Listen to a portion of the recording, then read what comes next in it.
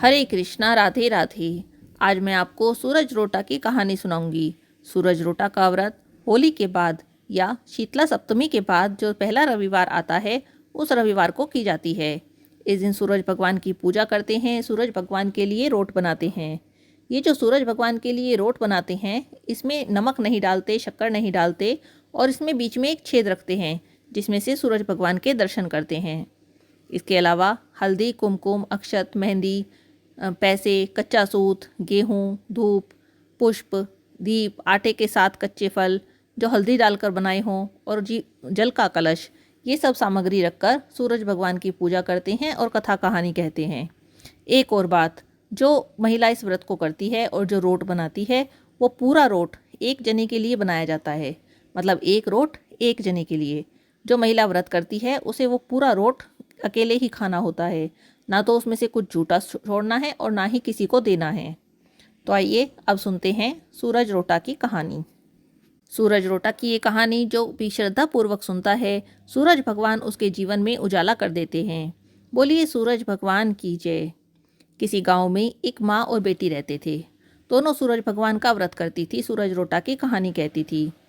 एक बार व्रत के दिन माँ ने बेटी से कहा, बेटी मैं तो पानी लेने जा रही हूँ, तो 2 रोट बना ले। एक छोटा बनाना, एक बड़ा रोट बनाना, जिसे हम पूरा खा लें, क्योंकि यह रोट झूठा नहीं छोड़ते। रोट के आटे में नमक मत डालना, यह अलूना होता है। माँ पानी भरने चली गई और बेटी रोट बनाने लगी। तभी सूरज भगवान परीक्षा लेने की इच्छा से साधु बाबा का भेष बनाकर आ गए और भिक्षा मांगने लगे। लड़की कहने लगी कि मेरी माँ का रोट तो बन गया है, पर मेरा रोट बनेगा, मैं उसमें से आपको दूंगी। बाबा कहने लगे कि नहीं, जो रोट बन गया है उसी में से दे दे, नहीं तो मैं जा रहा हूँ। लड़की ने सोचा बाबा भूखा जाएगा। माँ के रोट में से थोड़ा सा टुकड़ा तोड़ा और उसे दे दिया। माँ वापस आई तो अपना रोट टूटा हुआ देखकर नाराज होने लगी और कहने लगी, मेरी रोट का टुकड़ा दे दिया, मेरा रोट मुझे साबुत दे दे। वह लड़की को मारने पीटने लगी। लड़की डर के मारे जंगल में भाग गई और एक पेड़ पर चढ़कर बैठ गई। सूरज भगवान सोचने लगे, बेचारी लड़की मेरे कारण घर से निकल गई, अब तो इसकी रक्षा मुझे ही करनी पड़ेगी। सूरज भगवान उसके लिए चूरमे का एक लड्डू लाए, एक लोटा पानी लाए और उसको रोज एक चूरमे का लड्डू और पानी का लोटा भेज दिया करते। अब लड़की मज़े से खाती पीती और वहीं बैठी रहती पेड़ पे। एक दिन एक राजा शिकार करने के लिए उधर से निकला था। उसे थकान हो गई। थकान मिटाने के लिए पेड़ के नीचे आराम करने के लिए रुक गया। उसी पेड़ के नीचे बैठ गया जिस पर लड़की बैठी थी। राजा ने अपने सेवकों से कहा, भाई मेरी तो प्यास से जान निकली जा रही है, चुल्लू भारी भर पानी मिल जाता तो मेरे प्राण बच जाते। पेड़ पर बैठी लड़की ने यह सुना। उसने चुल्लू भर पानी डाल दिया। राजा ने पानी पी लिया। राजा ने सेवक से कहा, अरे सेवक, आधी जान तो बच गई, एक चुल्लू पानी और मिल जाए तो आधी जान और बच जाएगी। लड़की ने फिर से एक चुल्लू पानी डाल दिया। राजा ने वो पानी भी पी लिया। राजा को ये देखकर आश्चर्य होने लगा, इस जंगल में पानी कहाँ से मिला। उसने सेवक से कहा, ऊपर जाकर देख, ऊपर जरूर कोई बैठा है। सेवक ऊपर चढ़ा। उसने देखा वहाँ एक लड़की बैठी है। लड़की ने सेवक से कहा, भैया ये लड्डू तुम खा लो और पानी पी लो, पर राजा को मेरे बारे में मत बताना, कह देना ऊपर कोई नहीं बैठा है, पता नहीं राजा है मेरे साथ कैसा व्यवहार करेगा। सेवक भूख और प्यास से परेशान था। उसने लड्डू खा लिया, पानी पी लिया और नीचे जाकर राजा से कहने लगा, महाराज ऊपर तो कोई नहीं है। राजा को शक हुआ। उसने सेवक से कहा, जब तू ऊपर गया था तब तो बहुत थका हुआ था, आया है तो तरोताजा दिख रहा है, नहाया खाया मनुष्य छिपता कहाँ है। मुझे तो संशय हो रहा है, मैं खुद जाकर देखूंगा।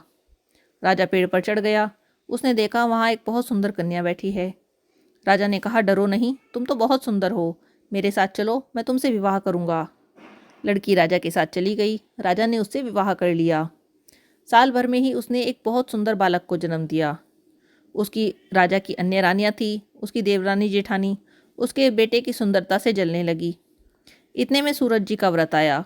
लड़की ने व्रत के लिए रोट बनाया। दूसरी रानियों ने राजा के कान भर दिए कि तुम्हारी रानी को तो रोट बनाना भी नहीं आता, उसका बनाया हुआ रोट अगर आपने खा लिया तो आपका तो पेट दुखने लगेगा, और अगर रानी ने खा लिया तो कुंवर का पेट दुखने लगेगा। अब रानी ने यह बात सुन ली थी। उसने रोट को थाली के नीचे छुपा दिया और सूरज भगवान से प्रार्थना करने लगी, हे भगवान मेरी तो रक्षा करो।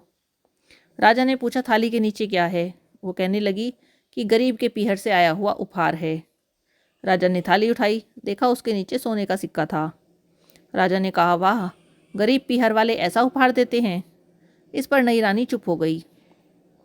एक दिन रानी खिड़की में खड़ी थी। उसे उसकी माँ दिखाई दी, जो बहुत ही गरीब अवस्था में बहुत ही फटे हाल छाजले बेच रही थी। उसने सोचा माँ को अपने महल में बुला लेती हूँ, यहाँ आराम से रह लेगी। इतने सारे नौकर चाकर हैं, किसी को पता भी नहीं चलेगा और कुछ काम भी कर लेगी। उसने माँ को महल में बुलवा लिया। लेकिन महल में आते ही जैसे उसकी माँ ने उसे देखा, वो फिर से वही बात कहने लगी, मेरे रोट का टुकड़ा दे दिया, मेरा रोट मुझे साबुत दे। रानी ने सोचा, अगर ये बात किसी ने सुन ली तो सबको पता चल जाएगा कि ये मेरी माँ है और मैंने इन्हें अपने महल में बुला लिया है, मेरी तो मुसीबत हो जाएगी। उसने माँ को चुपचाप एक कमरे में बंद कर दिया और बाहर से ताला लगा दिया। देवरानी जेठानी राजा से कान भरने लगी कि नई रानी का व्यवहार तो संदेह पैदा कर रहा है। एक औरत महल में गई थी पर अभी तक वापस नहीं निकली। छोटी रानी ने सुन लिया। उसने फिर सूरज भगवान से प्रार्थना की कि भगवान मेरी रक्षा करो। राजा आया वहाँ और रानी से कहने लगा कि कमरे की चाबी दो। अब रानी ने कमरे की चाबी दी। राजा ने कमरा खोला तो देखा वहाँ सोने की मूर्ति खड़ी थी। राजा ने पूछा, मूर्ति कहाँ से आई? फिर रानी ने फिर वही कह दिया, गरीब के पीहर से उपहार आया है। राजा ने कहा, तुम्हारा गरीब पीहर इतने कीमती उपहार भेजता है तो मुझे तुम्हारा पीहर देखना है, चलो हम वहाँ चलेंगे। रानी को तो बहुत चिंता हो गई कि अब कहाँ लेके जाऊँ। रानी ने फिर सूरज भगवान से प्रार्थना की, फिर सूरज भगवान से मदद मांगी। तब सूरज भगवान कहने लगे, मैं 1.25 पहर की व्यवस्था कर दूंगा, लेकिन फिर मुझे नगरी में उजाला करने जाना है। अब सूरज भगवान ने जंगल में माया नगरी बसा दी। महल, झरोके, बाग बगीचे, रिश्तेदार सब माया से बना दिए। महल की रसोई में बहुत व्यंजन बन रहे हैं। राजा रानी अपनी सारी रानियों को लेकर राजा वहाँ पहुँच गया। सब ने मिलकर खा पी लिया। अब रानी ने राजा से वापस चलने को कहा। उसे तो चिंता हो रही थी कि माया नगरी है, माया ख़त्म हो जाएगी, फिर मैं क्या करूँगी। तो राजा कहने लगा, जल्दी क्या है, थोड़ा आराम कर लो। लेकिन रानी नहीं मानी। उसने बड़ी मुश्किल से राजा को वापस चलने के लिए मना ही लिया और सब वापस चल दिए। थोड़ी दूर चले थे कि राजा को ध्यान आया कि मेरी कटार तो वहीं रह गई। राजा ने सेवक से कहा, मेरी कटार लेकर आओ। सेवक वहाँ गया तो देखा वहाँ जंगल के सिवा कुछ भी नहीं था। सारे महल झरोके सब गायब हो गए थे। कटार झाड़ी में पड़ी थी। कटार लेकर सेवक आया और उसने सब राजा को बताया। राजा को तो पहले से ही शक हो रहा था। उसने तलवार निकाल ली और गुस्से में आकर रानी से सच बताने को कहा।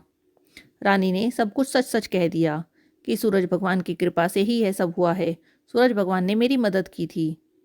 यह सुनकर राजा तो बहुत खुश हुआ। उसने रानी से कहा कि सूरज रोट का व्रत अच्छे से किया करो। रानी का तो और भी मान भर गया।